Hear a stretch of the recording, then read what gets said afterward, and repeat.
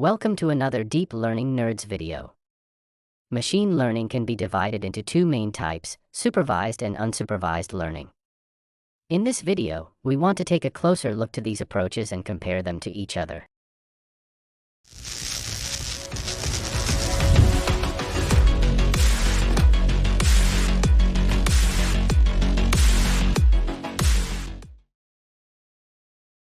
Both supervised and unsupervised learning have their own characteristics and are suitable for solving different kind of problems.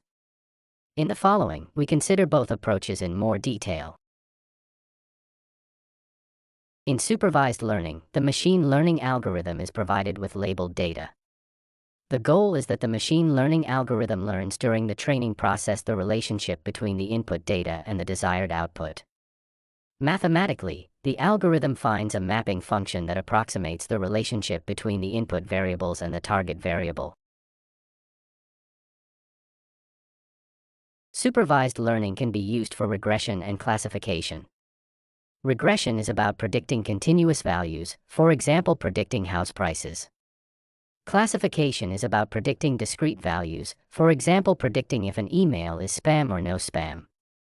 Classification can be divided into binary classification and multiclass classification.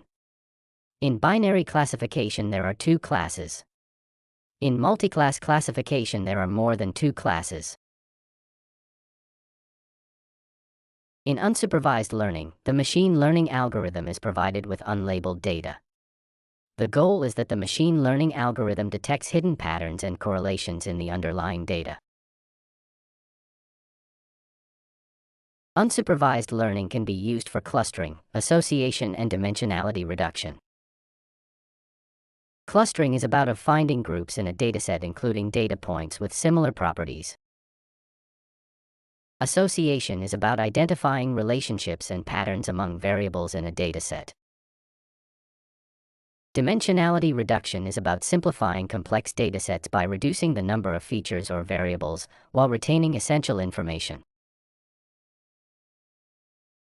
Congratulations! Now you are one step closer to become an AI expert. You got an overview about supervised and unsupervised learning. We described their specific characteristics, for which tasks they could be used and the differences between them. Which approach do you prefer? If you enjoyed this video, make sure to like and subscribe below. Thanks for watching.